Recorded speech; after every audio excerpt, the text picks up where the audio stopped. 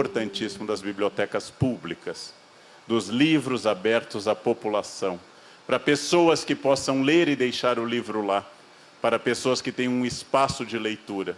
Minhas tardes na Biblioteca Pública Municipal de São Leopoldo, Olavo Bilac, na Praça 20 de Setembro, complementaram a biblioteca do meu pai, que era um advogado e professor, nas bibliotecas que eu pude no Colégio São José, onde eu me formei, e depois na Unicinos, onde eu fiz a primeira graduação. Este acesso de estudantes a livros é absolutamente fundamental. Livros são sempre, sem exceção, absolutamente sementes, garrafas lançadas ao oceano. E hoje eu estou aqui, porque esses livros me trouxeram aqui. Eu queria dizer aos jovens, sempre, se eu pudesse dar um único conselho na vida, é: leiam. Leiam muito. Por quê? Porque lendo você cria opinião. Há pouco a repórter perguntava: você é guru dos jovens? Eu espero que não. Guru é uma coisa terrível, tem que comer arroz integral, tem que vestir roupa estranha, tem que fazer mantra, guru tem que morar em caverna, tem que dizer Aum. Eu não quero ser guru de ninguém. Eu quero dizer de igual para igual as coisas que eu aprendi, que eu li, que eu sei. Eu quero que as pessoas ouçam e digam: isso eu não concordo, isso é inteiramente estranho ao meu mundo, isto eu acho que é equivocado, isso eu apoio, isto diz o que eu penso, isso me fez pensar mais. Acima de tudo, que eu seja exclusivamente uma espécie de alavanca, uma espécie de processo inicial, para que a pessoa possa descobrir a ela. Então, meu segundo conselho, depois de ler muito, é: não tenham gurus. O Ralá Ricota tem uma tirinha muito bonita, que ele diz: eu sou o anti-guru. E o grupo dele diz: salve anti-guru, salve anti-guru. Então, evitem gurus no sentido da autoridade, porque conhecimento não implica autoridade. Ele pode implicar competência e não autoridade. Eu darei mais ouvido a quem eu suponho que naquela área me fornece mais luzes. Darei menos ouvido a pessoas que forneçam menos luzes. Vivemos um mundo líquido, segundo meu grande guru, o Bauman. Vivemos um mundo líquido, mundo onde uma das características que o Bauman não desenvolve, mas que eu acrescento a ele, é a doxa, a opinião.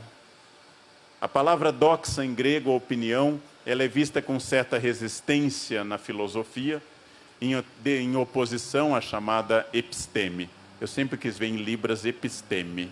Episteme. Guardaram, gente? Episteme.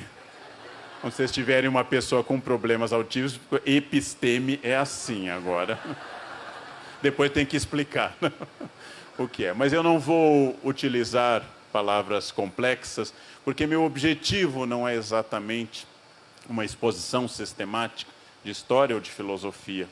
Meu objetivo é que nós tenhamos nessa tarde uma experiência importante, em que eu possa dizer a vocês e vocês possam reinterpretar, redarguir e ressignificar a seguinte ideia: como e por que o processo de letramento que eu tive produziu um leitor, e o processo de leitor produziu um cidadão e um profissional. Podemos aprender de muitas formas. Aprendi muito com meu avô, que criava porcos e plantava em São Leopoldo como imigrante alemão. Aprendi muito com ele. Aprendi muito com pessoas relativamente simples. Mas hoje eu quero falar do aprendizado que eu tive com livros. E a primeira memória que eu tenho na biblioteca do meu pai era uma coleção da Companhia Editora Nacional das obras de Monteiro Lobato. E eu comecei a descobrir o Sítio do Pica-Pau Amarelo muito cedo. E li sistematicamente tudo que havia lá, Reinações de Narizinho. Li lá a gramática da Emília. Li sobre o próprio sítio. Acompanhei o saber intuitivo da Dona Benta, o saber intelectual do Visconde de Sabugosa e o saber mágico popular da tia Anastácia. Acompanhei o saber absolutamente mágico da Emília e percebi as nuances que Monteiro colocava nessas ideias. Hoje, poucas crianças, eu acho, é uma hipótese minha hoje, tem essa ideia sobre o Monteiro Lobato. Li outras obras como A Ilha do Tesouro, de Stevenson. Li Robinson Crusoe, de Daniel Defoe. Li as obras como As Viagens de Gulliver, obras que me obrigavam a ir ao dicionário, a expandir a imaginação, a trabalhar dentro de mim a possibilidade de um mundo alternativo. A minha imaginação foi poderosamente incentivada por essas obras, a minha imaginação foi poderosamente trabalhada, porque autores geniais me tiraram, vou usar essa palavra num sentido técnico e não moral, me tiraram da mediocridade do meu meio e me lançaram num universo muito maior. Pude viajar no tempo e no espaço, num período em que as viagens que fazíamos dominantemente era ir a Gramado ou ir a Tramandaí. E depois de Tramandaí voltar a Gramado. E depois fazer passeios curtos e pequenos. Nesse mundo em que as pessoas pegavam menos avião, nesse mundo que os jovens iam para a escola sem tablets e sem celulares, os livros, as bibliotecas, como a do Colégio São José, a irmã Josefa, que considerava arrastar cadeiras a coisa mais grave na humanidade, e nos educava que mais importante que ler ou servir a Deus era não arrastar cadeiras, porque isso atrapalhava o ambiente e colocava um feltro debaixo de cada cadeira. Através dessa disciplina, através dessa ordem que lá era constituída, eu fui aberto para um mundo que me tornou de uma pessoa muito local, numa cidade pequena da grande Porto Alegre, me tornou um cidadão do mundo e com uma curiosidade imensa. Depois fui descobrindo autores mais densos em outras obras. Toda a minha geração adolescente leu Hermann Hesse. Os jovens anotem essas palavras que o tio vai dizer. Agora vamos falar de coisas antigas. Hermann Hesse nos encantava com Siddhartha. Hermann Hesse nos encantava com obras que faziam uma espécie de filosofia metafísica. Depois descobríamos Erich Fromm em livros como Ter ou Ser, O Dogma de Cristo e assim por diante. Descobrimos a literatura de Eça de Queiroz e eu, de uma família muito católica, ao ler A Relíquia do Eça de Queiroz, tive a primeira grande crise de fé da minha vida, porque essa olhava para as coisas como objetividade que eu, formado em escola católica de freiras alemãs, não conseguia ter naquela ocasião. E Eça de Queiroz e outros autores foram me apresentando até que na adolescência houve uma grande descoberta da filosofia. Um pequeno texto de Sartre de 1945, O Existencialismo é um Humanismo. Até hoje, ao escrever artigos para o Estadão, ao dar uma aula no doutorado da Unicamp, de vez em quando me escapam frases como a existência precede a essência, estamos condenados à liberdade, a angústia da vida é inevitável, que são absolutamente frases sartrianas. Eu tive a experiência de ser submetido a um pensamento sistemático. Então, tomado de uma imensa vaidade que é própria dos jovens, eu ataquei a obra de Hegel e de Kant. Foi muito bom, porque eu tive que desistir no primeiro capítulo. Eu não entendia absolutamente nada, não compreendia nada. E descobri, para meu horror, que havia inteligências imensamente superiores a mim e que eu teria que esperar para ler Hegel. Aliás, esperei muito tempo para poder ler Hegel. Que a minha vaidade era maior do que minha capacidade. Isso também foi um aprendizado. Havia nos livros tanta coisa que algumas não eram ainda acessíveis a mim. Funcionava como uma revelação que eu deveria gradativamente aguardar como eu aguardei mais 20 anos para ler Hegel. Aliás, também com dificuldade. 20 anos depois. Ler a Fenomenologia do Espírito, página a página. Depois voltar, porque eu não tinha entendido o que a página dizia. Pedir auxílio a alguém que conhecesse mais. Ler obras de Kant. São obras que, em primeiro lugar, foram uma aventura intelectual. Em segundo lugar, foram um exercício de humildade. Eu descobri já jovem, não mais adolescente, uma obra de uma literata que me deixou assustado ao final, que foi A Paixão Segundo GH, de Clarice Lispector. Eu nunca imaginei que uma tarde sozinho num apartamento, onde não acontece absolutamente nada, além de uma barata, uma figura kafkaniana que a Clarice explora, eu descobri que Clarice era tão genial, era tão brilhante, que aquela tarde sozinha num apartamento era mais rica do que toda a existência que eu tinha tido até então. Terminei o livro com um pouco de raiva, pensando, eu nunca escreverei como essa mulher escreve, mas não sou suficientemente burro para achar que ela é enrolada, porque há duas categorias nessa pirâmide alimentar.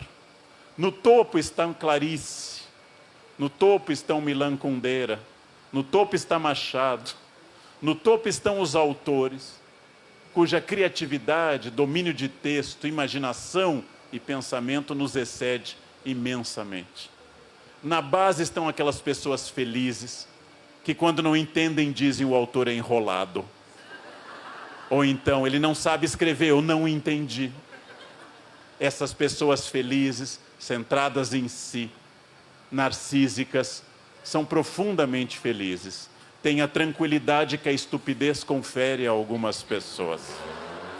No meio, muito abaixo de Clarice, ligeiramente acima dos estúpidos, estou eu, que não tenho a tranquilidade de achar, como os estúpidos, que o texto complicado é problema do texto.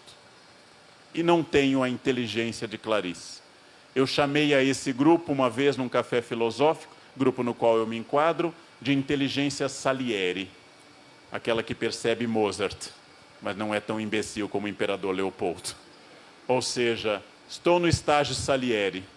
Ao ver alguém escrever como Cervantes, o Dom Quixote, acompanhando as novelas exemplares de Cervantes, ao descobrir em romances contemporâneos Milton Ratum, Copo de Cólera, ao descobrir Lavoura Arcaica, que me provocou também um impacto extraordinário. Ao ver esse tipo de texto, eu reconheci que havia mentes muito privilegiadas, sobre as quais eu poderia discorrer, pensar, aprofundar, elaborar questões para os meus alunos, mas eu não faria a mesma coisa. Não faria do mesmo jeito. Então tive que achar um nicho na humanidade, que é ser professor. E eu considero que ser professor, no meu caso, não só é um título justo, mas é um título tecnicamente simpático, porque cabe ao grande intelectual, a uma pessoa do porte de Kant ou de Clarice, criar ideias. E cabe a um professor ensiná-las. É uma posição bonita, que vai criar algo com o aluno, mas cria ideias. Não criar ideias é próprio da intelectualidade. E por intelectual estou entendendo essas pessoas que, sendo ou não professores, sendo ou não escritores, um dia olham para o espaço e têm aquela intuição que Giotto d'Albondone teve ao reinventar a perspectiva na pintura. Um dia olham para o espaço e têm aquela intuição que entre 1906 e 1907 Picasso teve ao pintar as Demoiselles d'Avignon e criar e inventar o cubismo como linguagem. Que olham para o espaço e para umas gravuras japonesas e têm aquela explosão de pinturas que entre 1889 e 1890 Van Gogh teve. Para me consolar no meu estágio intermediário de inteligência, eu pensei, Van Gogh se matou. Clarice Lispector era uma pessoa atormentadíssima, segundo a biografia recente do Benjamin Moser, era uma pessoa atormentada, porque dotada dessa capacidade de visão, ela tinha uma dificuldade extrema de convívio com as pessoas. Porque para conviver bem com as pessoas, precisa mais ou menos estar no mesmo plano civilizacional que elas. Por isso que as pessoas simples são muito sociáveis. Quanto mais simples, mais sociáveis. E se ficam muito felizes com experiências muito singelas de conversa. E aí, não um conselho, mas uma advertência. À medida que vocês forem lendo mais e mais, à medida que vocês não conseguirem mais viajar sem um livro, à medida que vocês forem entrando na descoberta da literatura, vocês vão descobrir uma outra coisa. Vocês vão ficando mais exigentes com as pessoas. E aquela conversa, tá quente hoje, né? Será que vai chover? Nossa, esse calor é muito cedo para este calor, né? O tempo tá maluco. Que jogo ontem. E a política, né? Tudo uns ladrão, silépse de número. Tudo uns ladrão, né? À medida que eu enuncio essas orações absolutas, assindéticas, fáticas, eu vou entrando numa capacidade de enunciar o mundo como ele é. Está quente hoje em Porto Alegre. Mas à medida que eu leio O Coração nas Trevas, de Conrad, o polonês que escreveu em inglês essa obra impressionante, eu vou me sentindo um pouco Kurtz, no meio da selva. Um europeu perdido numa curva do rio Congo, preocupado em como ensinar as pessoas locais a passarem seu terno de linho. E isso me remete ao filme inspirado nesse livro, Apocalipse Now. E o Kurtz se transforma em Marlon Brando. E eu penso em Marlon Brando desde Sindicato dos Ladrões até Apocalipse Now. E a minha cabeça deu 10 voltas enquanto alguém me diz, tá quente hoje, né? Nossa, que calor. Isso me torna mais feliz? Provavelmente não. Vocês sabem que intelectuais e mesmo pessoas muito versadas raramente são muito felizes. A universidade não é um local de felicidade intensa. Se alguém não passou por uma universidade, talvez tenha uma outra sensação, mas felicidade não é própria da universidade. Uma reunião de departamento não é uma reunião de pessoas que flutuam no espaço das ideias e são iluminadas pela luz da razão e se referem umas às outras através de haikais literários sofisticados. Uma reunião de departamento, em qualquer departamento, é quase sempre idêntica a uma reunião de pessoas não formadas, só variando o vocabulário. O ressentimento, a inveja, a fofoca, tema do meu livro pela editora da Unicinos, a detração, a dor pela existência do outro, são iguais todas entre pessoas que vendem balas no mercado de Porto Alegre e pessoas que estão nos departamentos, especialmente da área de humanas, de longe a mais problemática de todas as áreas. Fazendo parte de uma banca, onde o presidente da banca era médico por causa de um estatuto específico da universidade em São Paulo, o médico ficou assustado que nós, historiadores e filósofos, levássemos tanto tempo para decidir sobre alguma coisa. Quando uma colega disse que o conceito de liberdade da professora candidata não era correto, o médico se irritou e disse, se eu levasse tanto tempo para decidir como os senhores, meus pacientes estariam todos mortos. Eu o consolei dizendo, mas doutor, nós somos historiadores. Todos os nossos pacientes estão mortos há bastante tempo. Nós não perdemos ninguém, né? E como nós não temos nenhum risco de processo ao analisar Alexandre o Grande, ou o Quilombo de Palmares, ou outros episódios, não temos o risco de processo. O resultado é que nós temos uma liberdade de pensamento muito grande, especialmente na área de humanas, onde a utilidade prática e de mercado não é um imperativo categórico como em outras áreas. Nós, quando optamos por fazer história, filosofia, antropologia, ciências sociais, quando optamos por fazer alguns desses cursos, a primeira tarefa é explicar à família por quê. Por que você foi fazer esse curso? Você é tão inteligente, por que não faz direito? Que também é a área de humanas, né? Também é a área de humanas. Por que você não faz um curso, etc. Quem opta por direito, engenharia ou medicina, 3 áreas fundamentais para a espécie humana, pelo menos não precisa explicar à família o motivo da sua escolha. E quando eu sou obrigado a perguntar, mas a escolha não deveria pautar a felicidade, a realização, a inserção social, a relevância política da escolha, as pessoas têm a mesma reação do médico. Sim, mas o que você vai comer?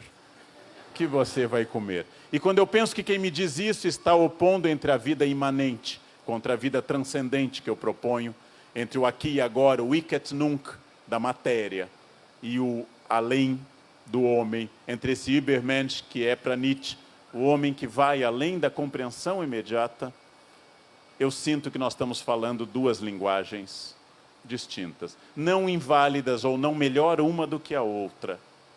Provavelmente, trancados uma semana numa sala, sentiríamos mais falta de comida do que de um volume de Schopenhauer.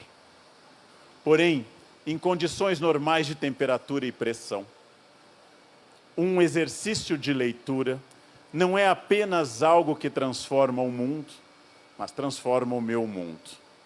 A área de humanas é indiferente, a área de humanas é inútil, a área de humanas é algo que sem a qual ou com a qual o mundo fica tal qual está. Temos um argumento curioso contra isso. Todos os ditadores, sejam de direita ou de esquerda, mexeram na área de humanas.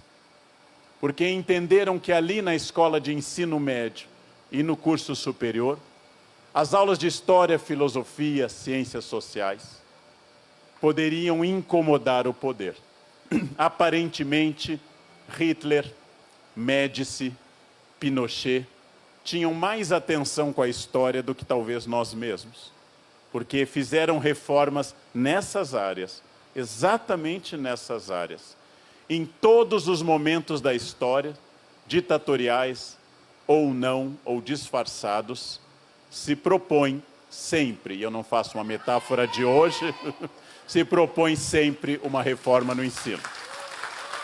Bem, aparentemente, nós não damos a importância a essas áreas que os governantes dão. Porque aparentemente não se mexe em outras áreas, mas se mexe sempre nesse ensino. Ora, eu posso pensar através da matemática, eu posso pensar através da gramática, aliás, a gramática é um grande exercício de pensamento e de hierarquia de mundo. Eu posso pensar através da história, eu posso pensar através da educação física. Mas as ditaduras dão uma importância imensa à área de humanas. Talvez seja uma homenagem indireta que nos prestem. Quando me questionaram no Roda Viva, eu quis dizer que até eu gostaria que nós, professores do ensino médio, conseguíssemos produzir no aluno um questionamento maior. Porque vamos partir da hipótese fantasiosa que todos os professores de História e Filosofia do planeta Brasil sejam marxistas convictos. É uma fantasia. É uma fantasia. Alguns professores de História e Filosofia são conservadores. Outros nunca leram Marx na vida. Outros são marxistas. Outros são macrobióticos. Outros são veganos. Há uma variedade imensa. Mas vamos supor que nós sejamos militantes de extrema esquerda, como um certo ramo do pensamento conservador fez supor. Partamos dessa hipótese fantasiosa. Todos os alunos que passaram por mim, sem exceção, nos 20 anos que dei aula no ensino médio, tentando fazer como prevê a LDB desde 96, mas a nossa Constituição desde 88, que o ensino seja plural, característica prevista na LDB, documento que eu recomendo a quem está debatendo a educação, para começar a estudar um pouco. Todos os meus alunos terminam o ensino médio não pensando num sindicato, mas num iPhone 7. Aparentemente, este poder que nos atribuem não é tão grande. Passo toda a minha vida de professor na faculdade, na pós ou no ensino médio fundamental que fui, falando do absurdo histórico da construção do pensamento racista, de todos os pensamentos humanos. Os dois preconceitos mais danosos à civilização são a misoginia e o racismo. Ao falar da misoginia e do racismo, eu queria dizer o óbvio, gente, que as pessoas não deveriam falar dos seus preconceitos. Não por vaidade ou humildade, mas porque ao falarem dos seus preconceitos, elas deixam clara sua limitação. Todo racista é alguém com uma limitação intelectual profunda, porque se fosse capaz de pensar, saberia que não há nenhum embasamento possível, racional, apenas a constituição histórica de um discurso, que era preconceito até o XIX e virou tentativa científica no século XIX em diante. E essas pessoas entenderiam que o preconceito é um erro, mas este erro leva à morte. A morte de um verdadeiro genocídio de jovens, especialmente rapazes negros na periferia de todo o país. E a morte de mulheres. E apesar do nosso esforço como historiadores, como filósofos, como antropólogos, o fato de que, segundo pesquisa da Folha de São Paulo, mais da metade dos brasileiros acha que o estupro é causado por atitude da mulher, aí eu tenho vontade de me aposentar um pouco antes, porque eu sinto que eu não fiz nada, que não tem esperança, que a gente deve se refugiar na Ilha da Pintada, cada um numa cabana, e se defender porque o Armagedon chegou, porque é o fim da civilização. Como é possível uma cabeça elaborar este pensamento? Não se trata de opinião política. Opinião política é desejável. É possível ser um bom pensador conservador. Disse domingo no meu artigo que há excelentes filósofos conservadores, há excelentes autores conservadores, há excelentes autores de esquerda, porque o pensar abomina gaiolas, o pensar abomina molduras. E eu devo ler com atenção Adam Smith, e devo ler com atenção Marx, devo ler com atenção todos os autores que pensaram a sociedade de uma forma ou de outra, para oferecer a minha opinião a partir disso, e a minha posição. Ora, se eu digo não lerei Adam Smith, porque ele é um capitalista, eu vou ter que lembrar que Karl Marx construiu toda a sua teoria a partir de Adam Smith. Eu estou rejeitando a raiz para me deleitar com as folhas. Eu preciso ler os grandes liberais para entender os grandes socialistas. Eu posso ter uma posição política A ou B. Para ler, eu não posso fazer uma leitura previamente ideológica. A minha análise pode ser partidária, inclusive. Não há problema em ser partidário, mas eu tenho que pensar. E aqui eu quero me referir, por fim, a algumas das obras que, com certeza para mim, exclusivamente para mim, isso não é válido para todos, marcaram definitivamente a minha biografia. Em determinado momento do ensino médio, em São Leopoldo, o professor de História, que depois seria meu professor na faculdade, professor José Alberto Baldiceira, pediu que lêssemos Romeu e Julieta de Shakespeare. Era a primeira vez, aos 14 anos, que eu lia, que é a idade boa para ler Romeu e Julieta. 14 anos. Apesar de ser uma obra cética sobre o amor, ela é relida a partir do século XIX como uma defesa do amor.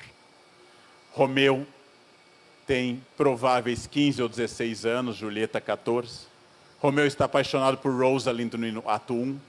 Romeu vai a uma festa, olha Julieta e esquece Rosalind. Diz que só há Julieta, nunca pensou em outra mulher. Os dois se encantam.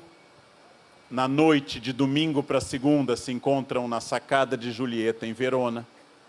Casam-se na terça-feira. Têm uma única relação sexual na terça para a quarta. E morrem na quinta de manhã. O amor mais perfeito do Ocidente começou domingo à noite e terminou quinta de manhã cedo. Na verdade, ele termina quarta, quando Romeu vai para Mântua. Quinta, eles já não se veem mais vivos. O amor mais perfeito do Ocidente durou 72 horas e só teve uma relação sexual. Se Julieta tivesse escutado aos seus pais, teria morrido, casada com o Conde Paris. Seria uma mulher feliz, com filhos, engordaria 1 quilo por ano, passaria a ser conservadora, leria algumas revistas semanais e concordaria com as ideias contidas naquela revista, faria chás beneficentes e morreria feliz, com filhos e não teria tido essa aventura que ela teve.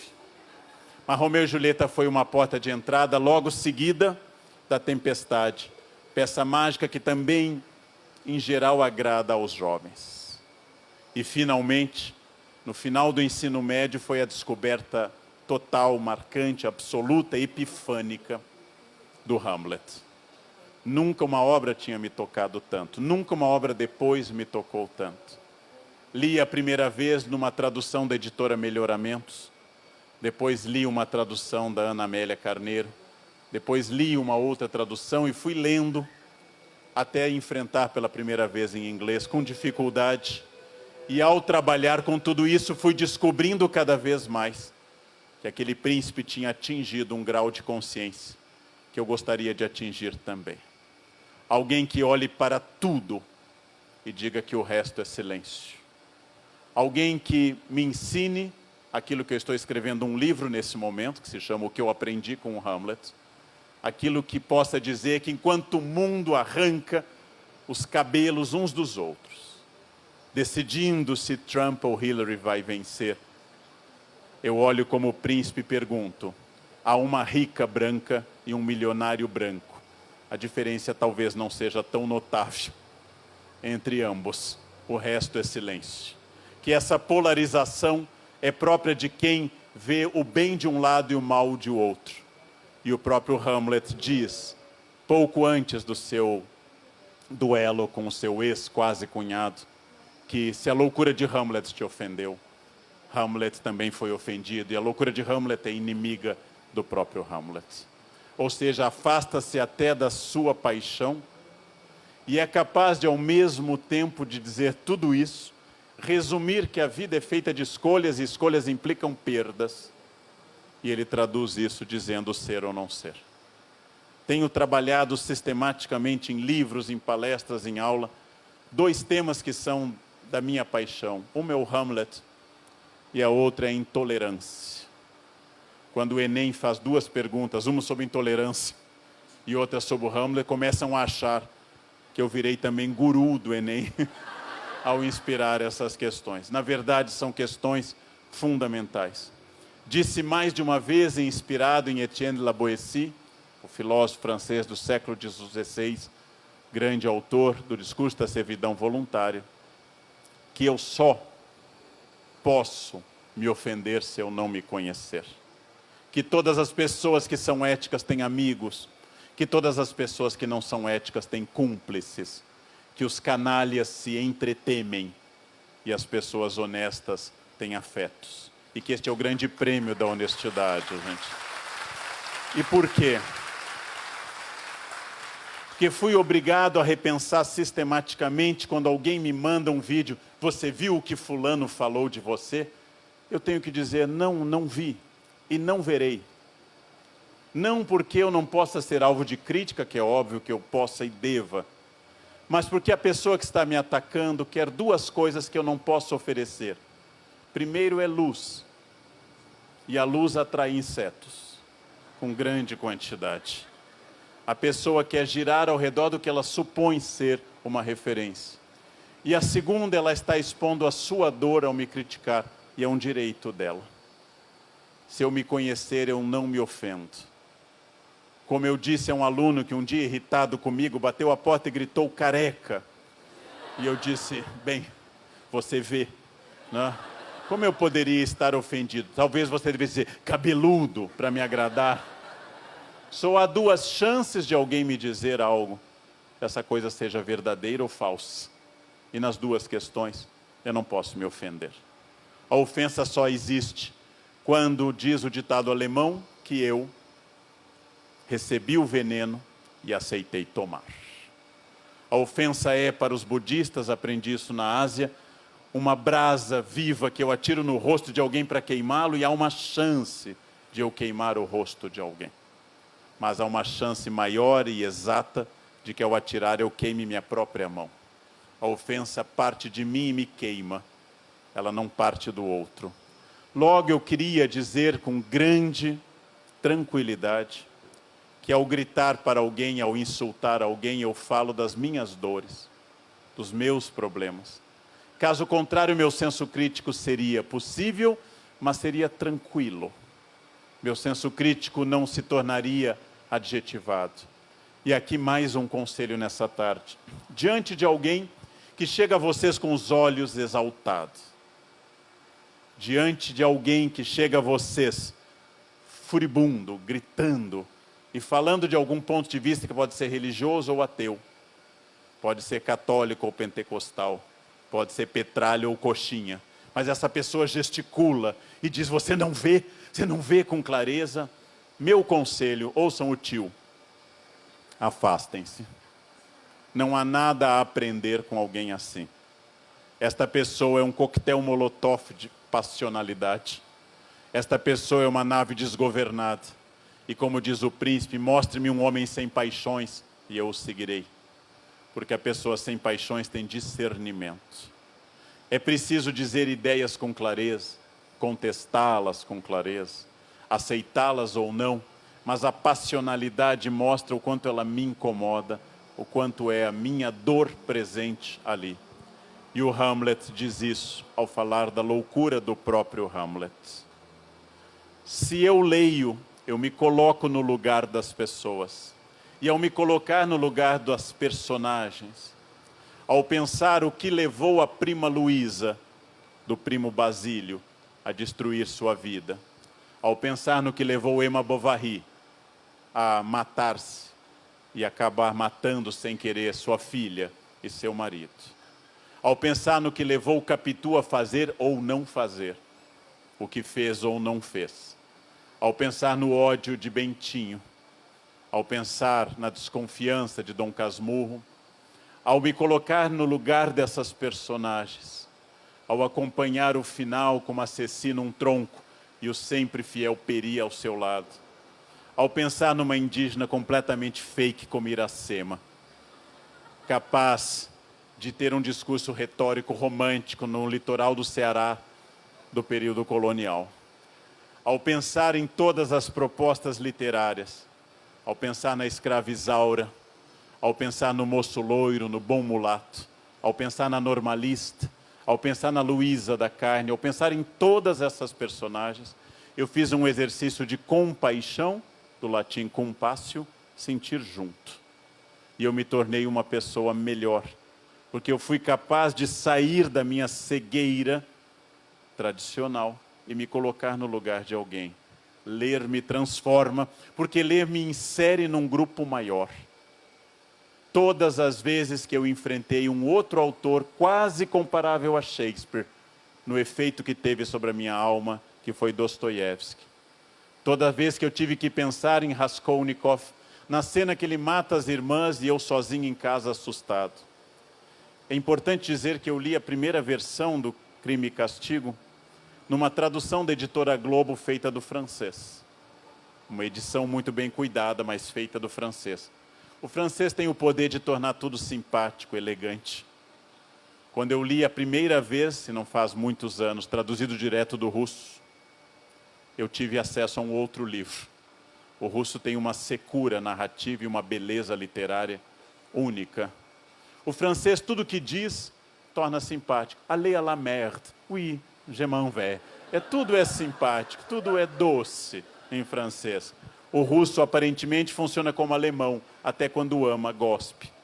E traz a pessoa a um senso de realidade. Mas eu não falo russo para poder julgar nada disso. Raskolnikov mudou a minha vida. Os 3 irmãos Karamazov dividiram a minha alma. Um que era puro sexo e sem caráter.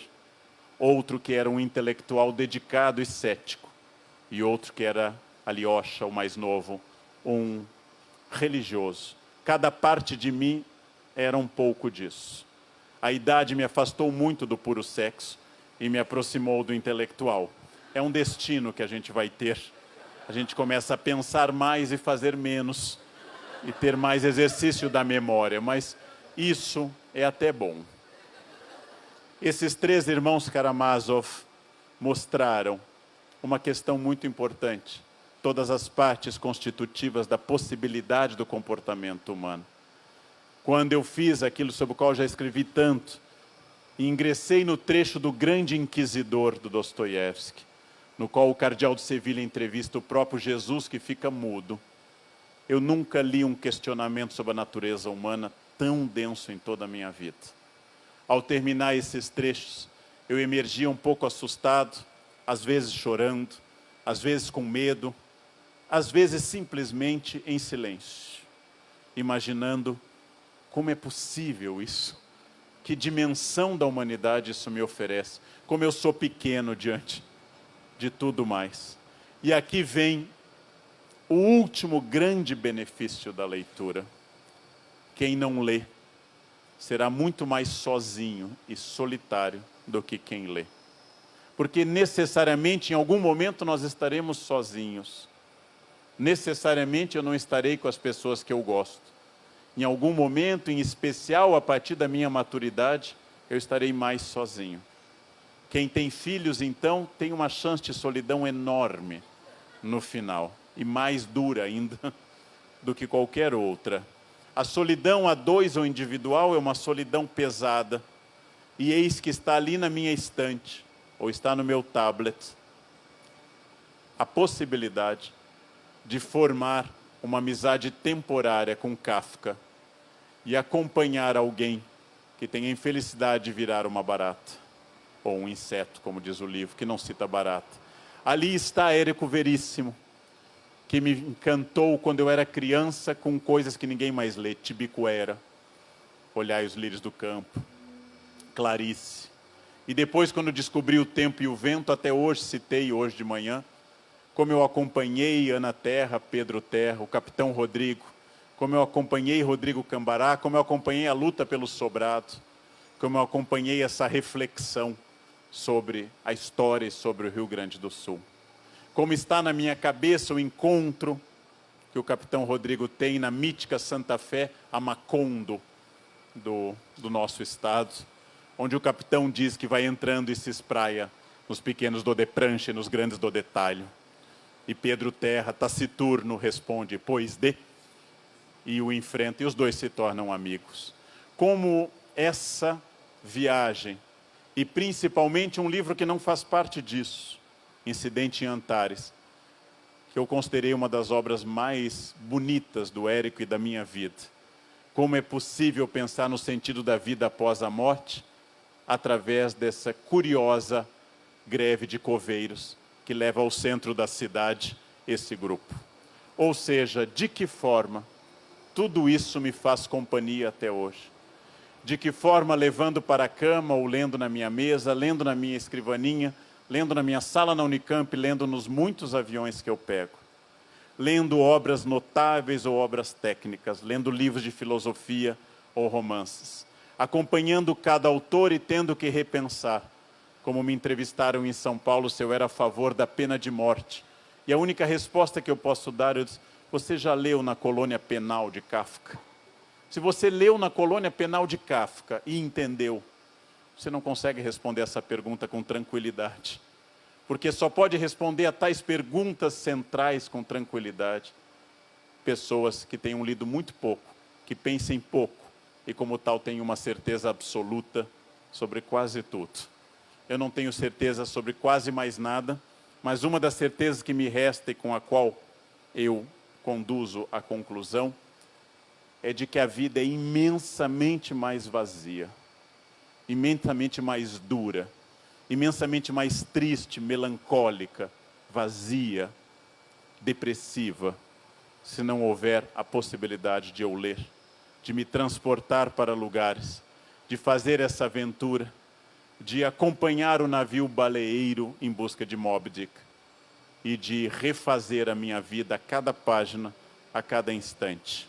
Nunca serei intelectual, mas repito como na tabacaria do Fernando Pessoa, que eu não sou ninguém, obviamente nunca serei ninguém, mas tenho em mim tudo, todas as esperanças humanas. Foram os livros que me deixaram desejosos de permanentemente, para sempre, enquanto eu tiver um suspiro em mim, de ler, de descobrir.